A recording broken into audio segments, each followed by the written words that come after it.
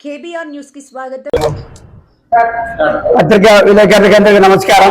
గత ఒక 2 రోజుల కింద ఉమ్మి సలీం మాజీ ఎమ్మెల్యే సాయిప్రసాద్ రెడ్డి గారిని, జై మనోజ్ రెడ్డి గారిని ఆయన ఎట్లా పడితే అట్లా అన్నాడు. ఉమ్మి సలీం, గతంలో నేను మర్చిపోయినావు, 5 సార్లకి ప్రెస్ మీట్ ఇచ్చిన మా గవర్నమెంట్ ఉన్నప్పుడు, వైఎస్ఆర్ గవర్నమెంట్ ఉన్నప్పుడు అక్కడ ఎర్రపాడు కాడ ఆ పాప న్యాయం చేస్తామని 2 రోజులు పొద్దుయింది, ఇంతవరకు న్యాయం చేయలేదు ఆ పాపకి. ఫస్ట్ పాటలను 2 ఏళ్ళే ఆ పాప న్యాయం చేస్తామో ఎర్రపాడు కాడ, ఇంతవరకు న్యాయం చేయలేదు. మళ్ళా నీ కూటమి ప్రభుత్వం వచ్చి 2 ఏళ్ళే ఎక్కడన్నా అభివృద్ధి ఉందే? అసలు అభివృద్ధి లేదు. ఎక్కడ పోయినా కూడా 42 వార్డులో కానీ 36 పల్లెల్లో కానీ పోయి కలిసి పరిశీలించు. మా మాజీ ఎమ్మెల్యే సాయిప్రసాద్ రెడ్డి గారు అక్కడ చేసినారో లేదా పనితనము శిలా పథకాలు పోయి కలిసి చెక్ చేసుకో.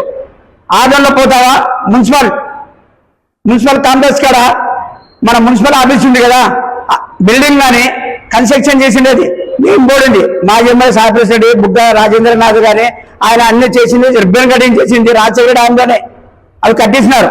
కావాల్సిన చూడు బైపాస్ చూడు మా మాజీ ఎమ్మెల్యే సాయిప్రసాద్ గారు చేసినారు.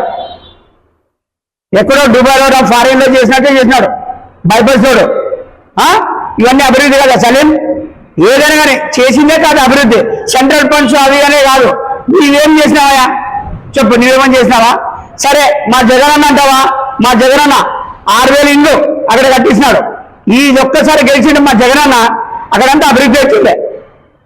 జగనన్న కాలనీలో మొత్తం బిల్డింగ్ అన్ని కన్స్ట్రక్షన్, ఏదో పోయిందని కలిసి అక్కడ అన్ని పరిశీలించి ఇది పోయింది అంటే 1 సెంటు మీరు 2 ఏళ్ళే 1 సెంటు ప్రజల్లో పోండి మీరు. ఆదో నియోజకవర్గం కానీ ఎక్కడైనా కర్నూలు జిల్లా, ఆంధ్రప్రదేశ్లో ఎక్కడైనా కూడా భీమా కుటుంబంలో అనేక నీకు ఎంత ధైర్యం మిసలు నీకు తెలివితేటో ఉందే? నువ్వు ఎక్కడి నుంచి వచ్చినావా? ఐస్ క్రీమ్ అమ్మాయి గారి నుంచి వచ్చినావు.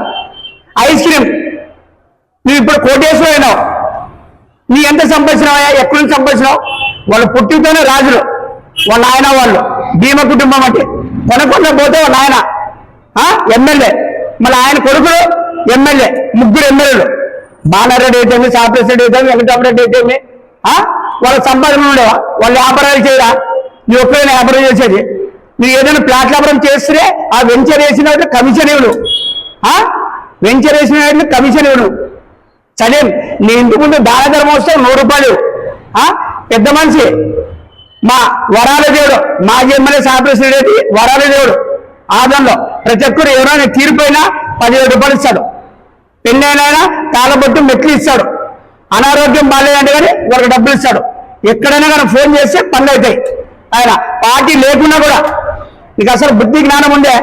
సరే ఎంత తిట్టినా కూడా నీ అంత పనికి రాకుండా ఎవరు లేదు. నువ్వు ప్రెస్ మీట్ ఇస్తే ఆదంలో ప్రతి ఒక్కరు ఐస్ క్రీమ్ సలీమేమో ప్రెస్ మీట్ ఇస్తున్నాడు అంటున్నారు. ఐస్ క్రీమ్ సలీం, నువ్వు ఇంత పెద్ద అపార్ట్మెంట్ కట్టిస్తున్నావు ఆర్టీసీ స్కాన్లో. ఏం బస్టాండ్ పక్కన అపార్ట్మెంట్ కట్టిస్తే అక్కడ పిల్లోడు తీరిపోతే అది నీలకుంట కట్టించిందే, ఆ కుంటలో పడింటే ఆ పిల్లలకి డబ్బులు ఇవ్వాలంటే నానా తిప్పులు పెట్టినావు 2 లక్షల రూపాయలు ఇచ్చేకి. సరే నీకు అపార్ట్మెంట్కి నీళ్ళు లేకుంటే మా మాజీ ఎమ్మెల్యే సాయిప్రసాద్ రెడ్డి గారు ఏదో మనోడే అని కలిసి పొలాయిది శాంక్షన్ చేసి అవన్నీ నీళ్లు పైపులు అవన్నీ చేపిస్తున్నాడు. నీళ్ళు తాగుతున్నావు, మంచినీళ్ళు.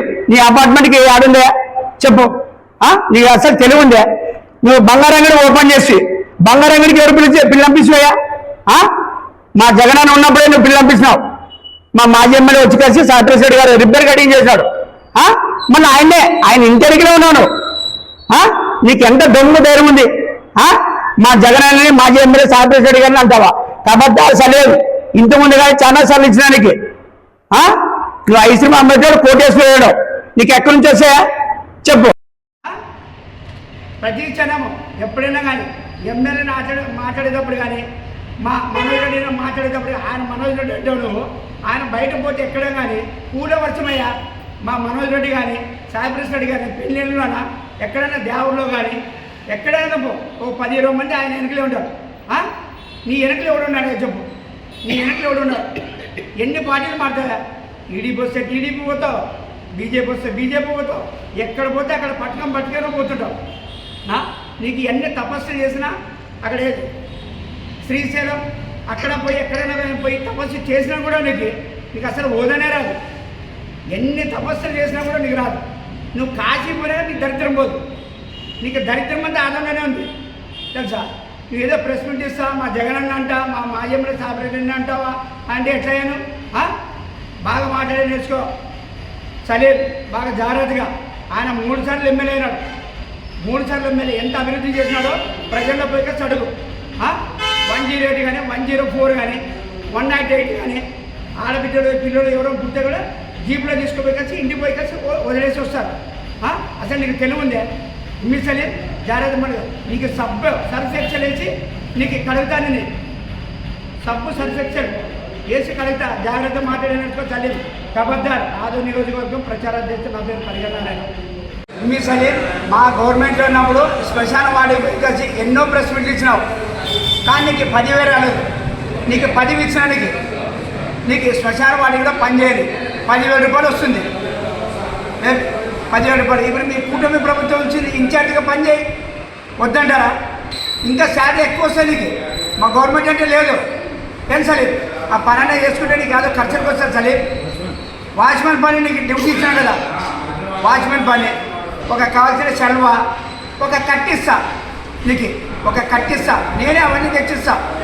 నువ్వు వాచ్మెన్ పనికి బాగా వస్తావు సలీం. నువ్వు ఎన్ని ప్రెస్ మీట్లు ఇచ్చినా నువ్వు జీరోనే. నీ ప్రెస్ మీట్లు ఇచ్చిందన్నీ డమ్మీ సలీం ఇస్తున్నాడని కలిసి చూస్తారు, అందరూ నవ్వుతున్నారు వీధుల్లో పోతే. ఖబర్దార్ సలీం మా ఎమ్మెల్యే సాయిప్రసాద్ రెడ్డి గారిని, జయమోహన్ రెడ్డి గారిని ఇంకోసారి అనొద్దు. నీ హోదా ఏమి, నీవేమి, వాళ్ళు ఎక్కడ బాగా తెలుసుకొని మాట్లాడే నేర్చుకో సలీం. జాగ్రత్తగా ఉండు. అన్నీ తెలుసుకొని కలిసి మాట్లాడు. వీధిని పోయి కలిసి శిలపడకలు ఎవరు లెక్క పెట్టుకోడు ఆదో నియోజకవర్గంలో.